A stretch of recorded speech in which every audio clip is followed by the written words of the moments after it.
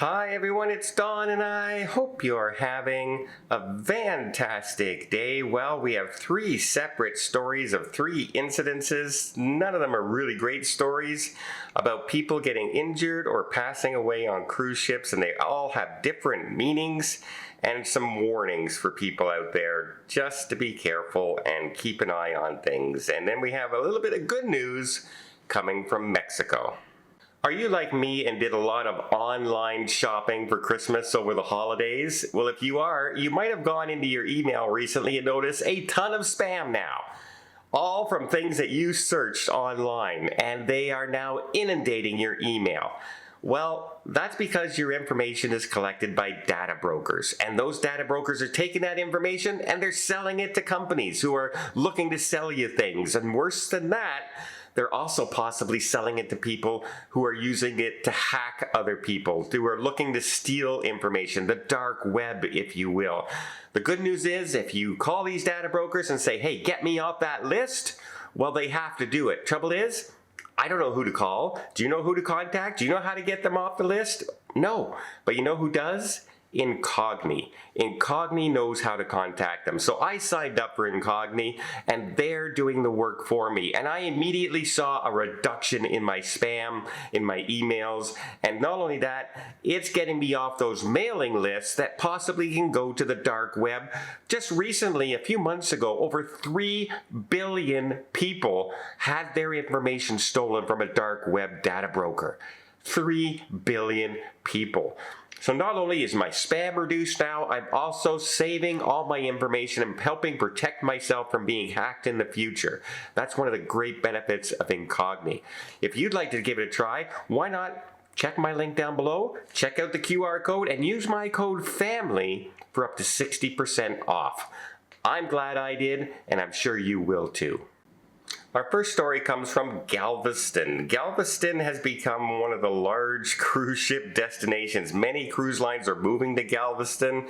We have Royal Caribbean's there, Princess's there, MSC's moving there. We have a lot of different ships. It's become the 4th largest cruise terminal in the country. Well, that means it's also busier and things can happen. And one of the things that unfortunately happened recently was a dock worker, well, is actually like a shuttle worker. He's one of those gentlemen that will meet you at your shuttle and help you unload your luggage to put it onto the cruise ships. Well, apparently he was unloading a shuttle when another shuttle came in and rammed the back of his shuttle where he was unloading and injured him.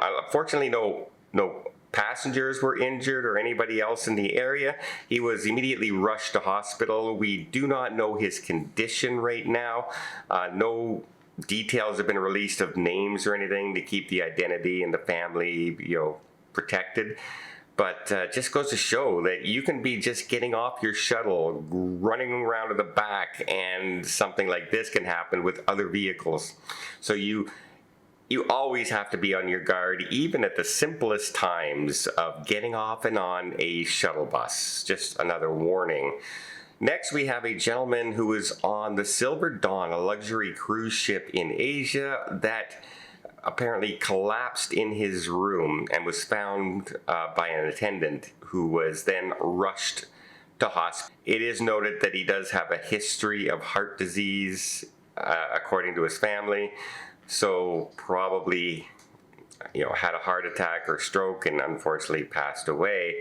This is also one of those reasons I like to bring up because people often complain to me that a room steward or security officer came to their room and knocked on the door to check on them. And what this is a security check. They're making sure that you're okay if you haven't been seen out of your room in a while. Your stateroom attendant, you have the do not disturb up there, and your stateroom attendant hasn't seen you in 2 days, they might want to check on you to make sure nothing's happened to you. And that's happened to me. I've been on sea days where I'm doing a lot of work in my cabin, and I just order room service, stay in my cabin for a few days, and lo and behold, I get a security check. And that's one of the reasons, is they're looking to see if anything like this tragically would have happened. So that's, if you ever get a security knock, don't be angry at them. They're just making sure you're okay. And I think in this case, it just goes to show the reasoning why behind that situation.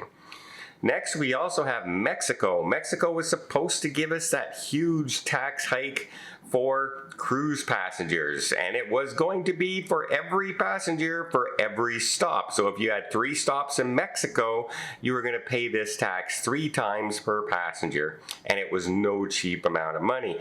Well, they've given us a break. They're giving us a 6-month hiatus on this tax while they discuss it, give the cruise lines a chance to build it into their pricing structures, etc., and see if they can work out an arrangement with the cruise lines. And don't forget, they're also talking, I did mention before that they are renegotiating this year the trade agreement between Canada, US, and Mexico. Well, they also agreed that, fertilizer and wheat are going to be exempt from those tariffs right now. So if you think, and they announced at the same time as they were postponing the 6 months on the cruise tax. So if you don't think this is a political thing and a double checking and negotiating thing, that might have just cleared that up, and maybe, yes, that's exactly what we're looking at going forward. But hey, a 6-month break, not having to pay more money with the prices of cruises right now, that is a good thing. And then finally, we have another tragic story.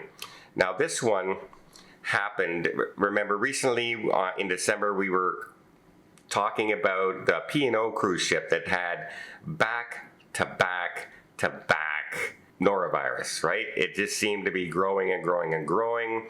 The Arcadia, well, a cruise passenger on board, Mr. Forrester, was traveling with his wife, and unfortunately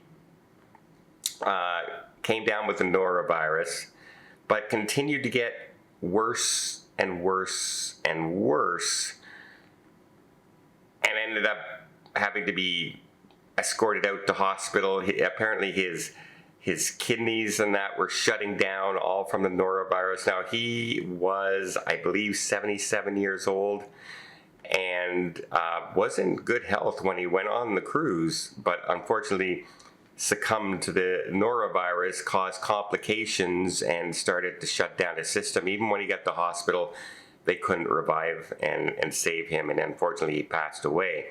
The family is looking into it because they say they didn't receive any treatment hardly at all on the cruise ship. And that's one of the problems when there's a big outbreak on a cruise ship. For instance, say they have 100 people on board with norovirus. Well, you can't bring 100 people down to medical center, and by the time they get around, remember, it's a small staff. They don't have a hospital staff. They have a small clinic little staff, like maybe 2 nurses, 3 nurses tops, and a doctor or 2 that have to go around to 100 people, plus, make sure their crew is okay as well. And so it might have taken some time to get up there and double check on this passenger, and unfortunately the worst happened. Just goes to show once again, a common illness on cruise ships can cause complications. So, and when I say wash your hands and be careful and everything, this is one of the reasons I'm saying it, because there are other people out there that really do, that it can cause some severe outcomes if you catch norovirus on cruise ships. And this is an exact example of one. Unfortunately, the wife is blaming herself. She says they were both looking forward to this cruise. They've cruised about 40 some times, and she was the one who really wanted to do this cruise, and she blames herself, saying that if I didn't force him to go on this cruise, he'd still be with me. And I'm going to tell you right now, you can't look at life that way. You can't look at what ifs.